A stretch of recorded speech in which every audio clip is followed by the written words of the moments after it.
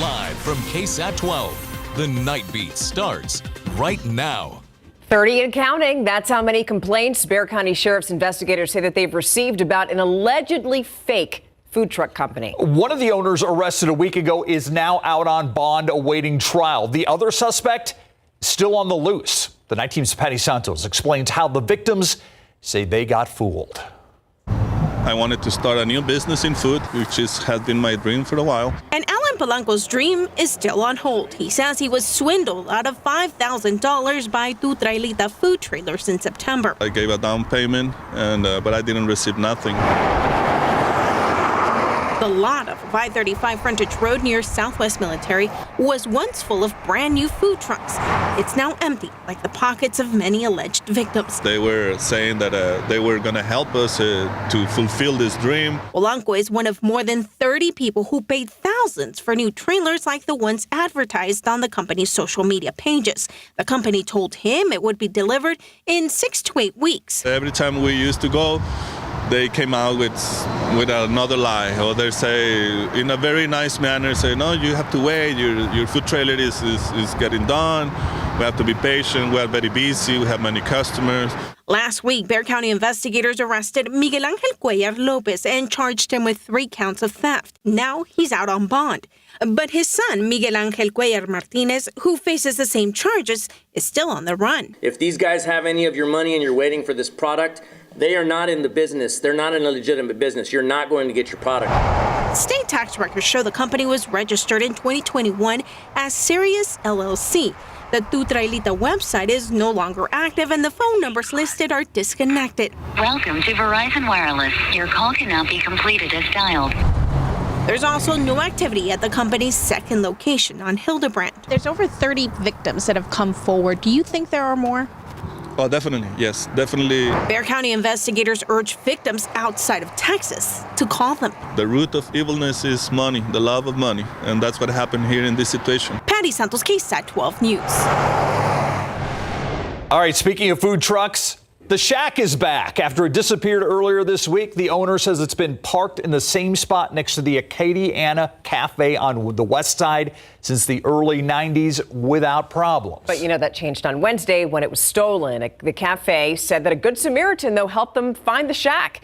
And to show appreciation, guess what? It's going to give out complimentary gumbo this Sunday from 11 a.m. to 1 p.m., of course, while the gumbo lasts. And by the way, this is in the Acadiana Cafe parking lot, which is on Southwest Loop 410. They're going to show their love to the community for jumping. Yeah. So maybe it's kind of a love shack. Yeah, baby. It's Friday. It's Friday. And, some pretty good gumbo weather coming up. Temperatures plummeting quickly tonight. And by tomorrow morning, we're going to be down in the 30s. So the mornings will be chilly this weekend. And we will see a few cold fronts coming our way. So a few days where you may want the pea soup, the chili, or the gumbo. 41 right now, Bernie. 41 in Comfort. Kerrville down to 39. But meanwhile, in and around Bexar County, Stinson on the south side, 46. And officially at the airport, we're 48. This is what you can expect tomorrow morning. A brief light freeze in the hill country. We're talking about 31 degrees. Pipe Creek, Bandera, Kerrville, Comfort, you're included. Bernie about 34 along with Bulverde and Timberwood Park. 37 New Braunfels, 39 in San Antonio. If you do plan on hitting any of the local trails tomorrow morning, expect a thick dew on the ground until about 9 a.m. That can cause, of course, some slick spots. We'll talk about the rest of the weekend and our potent cold front that hits on Monday in just a bit. See you in a few minutes. Thank you, Adam. Well, is there another suspect? San Antonio Police Chief William McManus says maybe. Okay, so we're talking about the murder case of Savannah Soto, Matthew Guerra, and also their unborn baby. That update came today at a press conference where the chief also revealed that the weapon that was used in their murder was also found at the home of the suspects. Now, San Antonio police arrested Christopher Preciado and his father Ramon on Wednesday. And then yesterday, SAPD filed an additional charge against the son for abuse of a corpse and an additional charge against his father for altering a corpse. Both men remain at the Bexar County Jail tonight. Now, this is surveillance video that ultimately led to their arrests. Today, Chief McManus did confirm investigators are looking into this portion of the video, which appears to show a towel tossed into the hands of Ramon Preciado, presumably by a person inside his truck.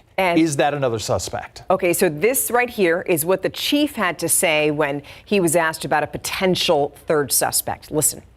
That's something we're still looking into. It's something that's been brought up in conversation about this, so we're still looking into that.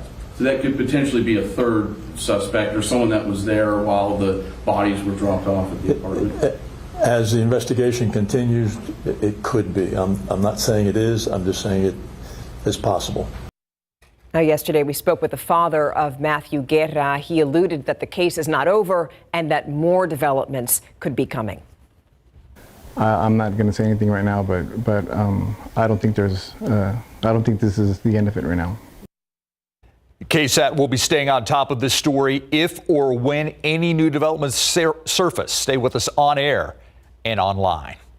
It's tonight a family hurting after the loss of this little girl. This is 6-year-old Hosana Sancho. Hosana murdered earlier this week by her own mother, allegedly.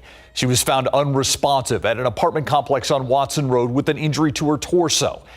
These are some of the images that you just saw shared with us by Hosana's uncle. Here's another one. We spoke with him earlier today. He says he and the rest of his family are struggling to adjust to their new normal. When my niece and nephew found Hosana murdered and lying on the floor dead, obviously for them, this is a moment in time that they are going to remember for the rest of their lives. We're absolutely heartbroken at the loss of our lovely and amazing Hosana. I can only imagine the grief around that family right now. Police arrested Hosana's mother, this woman, Nefertalia Sanchez. She is the child's mother and accused in the child's death. She's now facing a capital murder charge for a child under the age of 10. Meanwhile, a vigil will be held this weekend for Hosana to remember the little girl who lost her life. It's happening Sunday at Woodlawn Lake Park. We'll have those details posted on KSAT.com. In other news now, a San Antonio police officer is fired after being investigated for groping a woman and then damaging her son's home in New Braunfels over the summer. According to records obtained by KSAT Investigates, Officer Jeremias Duke Jr. was terminated in late November. That was months after the July incident. Duke was off duty when he allegedly put his hand on the breast of the homeowner's mother during a party. And then after being confronted by a witness about the incident, Duke allegedly stated he, quote, could do whatever he wanted, end quote. A physical fight broke out between Duke and the woman's son. Witnesses pulled the men apart, but according to records, Duke then broke a window trying to force his way back into the home. And according to New Braunfels police, Duke was seriously intoxicated and later cursed at staff at an area emergency room. Duke wasn't arrested then, since both the woman and the homeowner declined to pursue criminal charges. Now, this UTSA is not going to create a new diversity, equity, and inclusion office. It's actually getting rid of that altogether. It's part of a new law signed by Governor Greg Abbott to eliminate those offices from public universities across the state. Last month, UTSA said that it would replace its DEI office with an Office of Campus and Community Belonging, which is compliant with the new state law. But this week, UTSA said it's not going to happen after all. UTSA says that the office's responsibilities are instead going to be given to offices that already exist. In a 2-week span, 5 San Antonio police officers were hospitalized due to shootings between themselves and repeat offenders. The violent string of shootings took place this past fall and sparked arguments between the Bexar County District Attorney and the police chief on who is to blame. As our John Paul Barajas reports, today city and county leaders have released a joint action plan to hopefully improve public safety. A city-county action plan is a much-needed step in the right direction to keeping violent repeat offenders off the streets, according to Bexar County Judge Peter Sakai. We definitely have improved communication, we've improved coordination, and we've improved collaboration. The plan highlighting working together. Many bullet points stating agencies will share more information whenever a high-profile individual is released and to prevent felony offenders from being released. It also states enhancing information between arresting officers, the DA's office, and the magistrate judge. Is that not something that should have already been happening? Well, what we found out through this process is that there was a breakdown in communication. The arresting officers would not necessarily get before the magistrates. Judge Sakai adds communication between officers and magistrate judges will improve the chances of denying bail to violent offenders. Everybody was working hard on these issues, but they really weren't working together or communicating effectively. Judge Sakai explains another issue they had to deal with. The DA's office and SAPD software for sharing information wasn't compatible, but adds they have since bought equipment to make things more efficient for both sides. Judge Sakai tells us he hopes to have reports on the collaboration between all the agencies and how it's going in the near future, but did not have an exact timeline on when that would be. John Paul Barajas, KSAT 12 News. David Soul, best known for his role as Kenneth Hutchinson in the 1970s television series Starsky and Hutch, has died. His wife says, quote, he died after a valiant battle for life in the loving company of family, end quote. Now, no cause of death was shared. Soul got into the entertainment industry as a folk singer, but quickly added acting to his resume. He appeared in several television shows in the 60s, including I Dream of Jeannie, Star Trek, and Here Come the Brides. Soul was 80 years old. I used to love that show. Starsky and Hutch? Yeah, I wanted the vehicle. I wanted the car, the red car. I figured. Ford Gran Torino, I think it was. Do you still want it? Oh, yeah. We're officially in campaign season now, and there are lots of questions ahead of the 2024 presidential election, specifically about former President Trump and whether or not states will be allowed to remove his name from their ballots. When we could get an answer to that question next on the Nightbeat.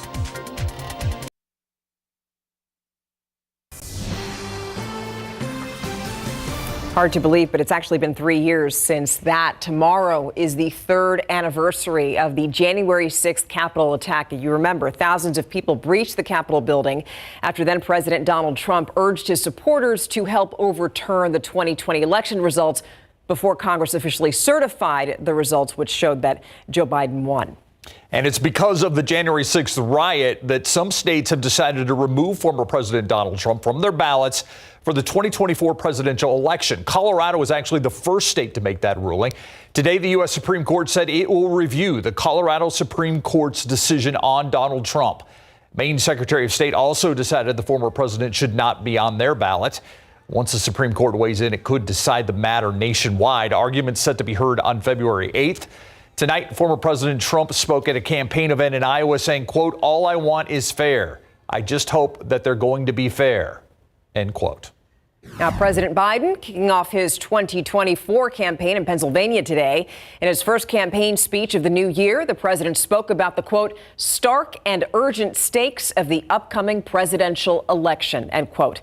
According to the latest polls, Donald Trump remains the front runner for the GOP, which sets up a potential rematch between President Biden come this November. And KSAT is your home for election coverage right now on our website. If you go to this article, it's going to break down everything you need to know ahead of local and national races this year. Just look for the Vote 2024 section of KSAT.com. Okay, now let's look outside. 47 degrees out there right now. It is Friday. I don't know why this week felt a little long. Maybe it was that weather, right?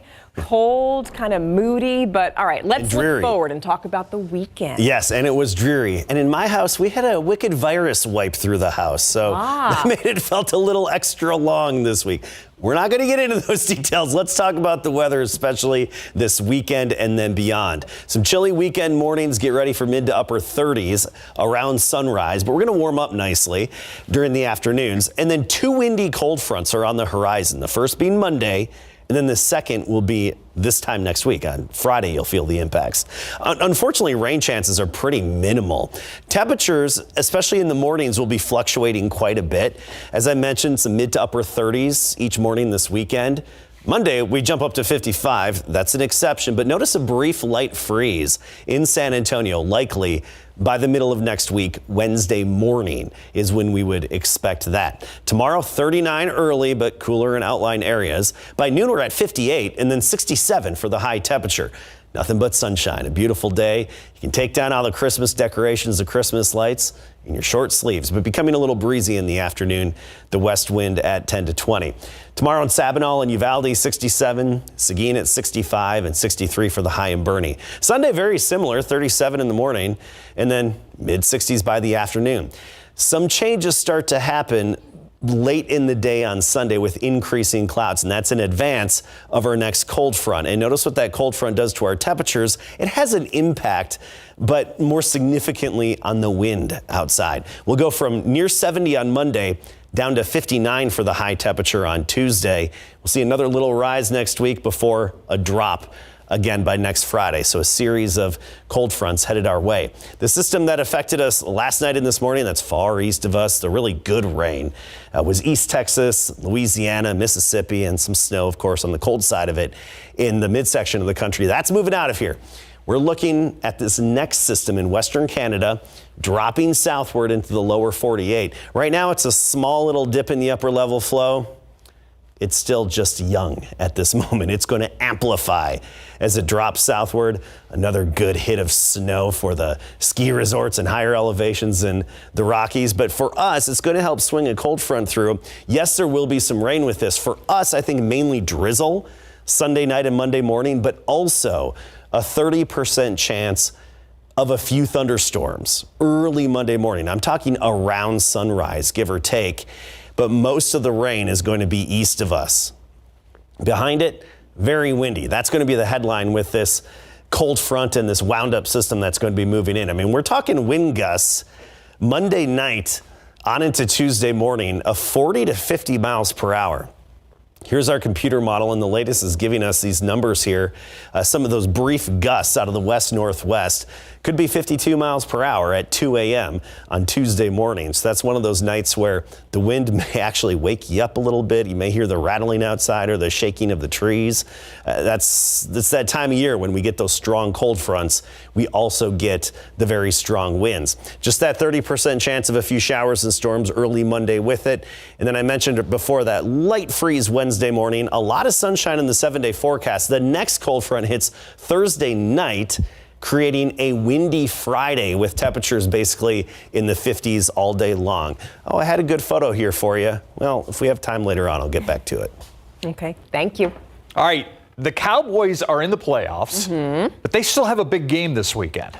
They do, which means they don't get to rest players like some of the better seeded teams. Not in the position they would exactly want to be in, but hey, better than not competing for the 2 seed and their division title. CeeDee Lamb, a big reason for Dallas's success so far this season. And tomorrow afternoon, the All-American Bowl kicks off, featuring the best high school players in the nation. We'll take a closer look coming up after the break.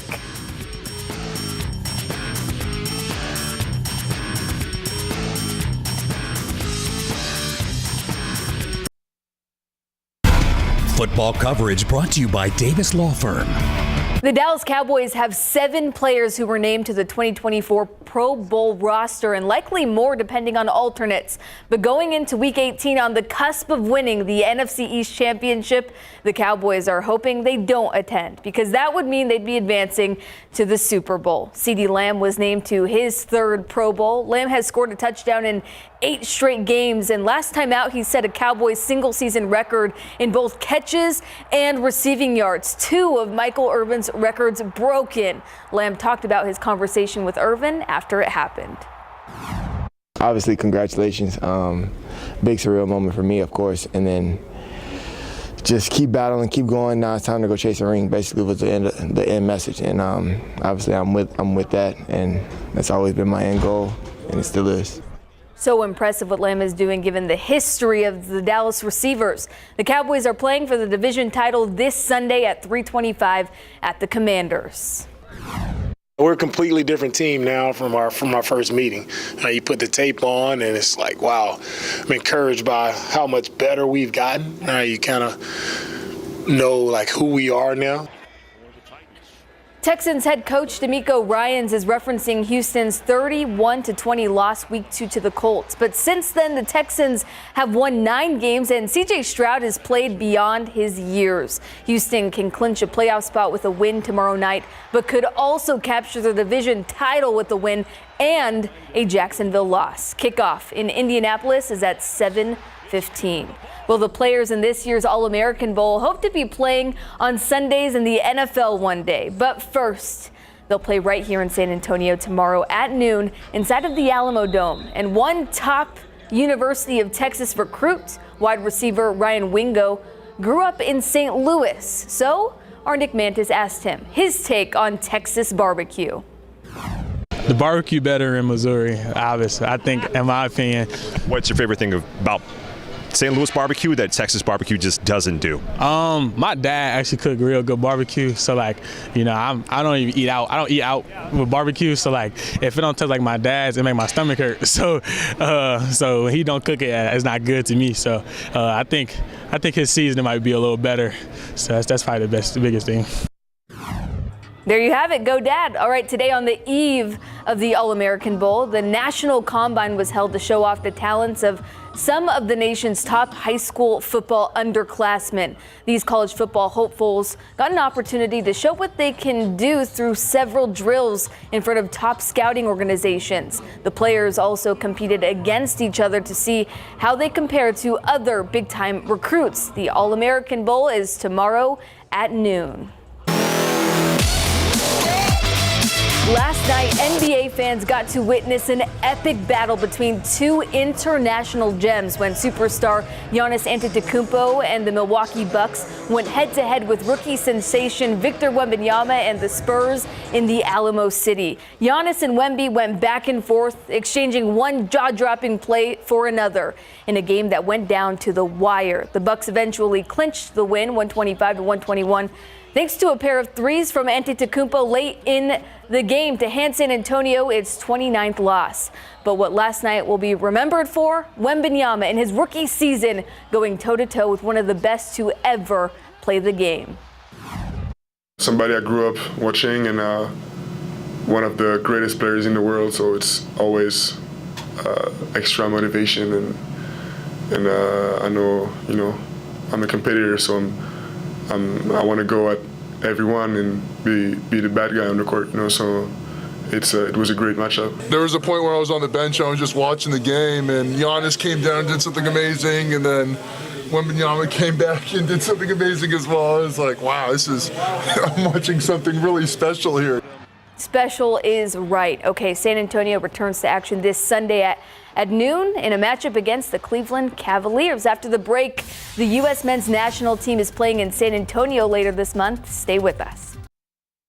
Welcome back. Over at Frost Bank Center today, the head coach of the United States men's national soccer team announced the players who will make up the roster for the team's friendly against Slovenia later this month. Head coach Greg Berhalter's 25-player roster is made up of entirely MLS players, mostly youngsters. Ahead of the friendly, Berhalter shared a special message to his players. Have an objective for what you want to accomplish individually in this camp. We have our collective team goals, but individually, what type of mark do you want to make on the coaching staff? What type of position do you want to put yourself in? Whether that's, you know, make your debut for the senior national team, whether that's try to, you know, be a member of the Nations League team or Copa America team. Each player has their own individual story, and we're really looking for them to push themselves in this camp. The match against Slovenia is on January 20th at 2 p.m. at Toyota Field. You can buy tickets now. Great opportunity for the young players. Absolutely, and some nice scarves there for always Spurs official and Judge Sakai. Love it. Yeah. Thank you. We'll be right back. This weekend, San Antonio Pets Alive waiving its adoption fees at its medical care and adoption center. That's on Marbach Road. The address on your screen. This is your chance to save a pet for free. It's happening this weekend only as part of a New Year's adoption special. Remember that all pets are coming vaccinated, and they're also going to be microchipped.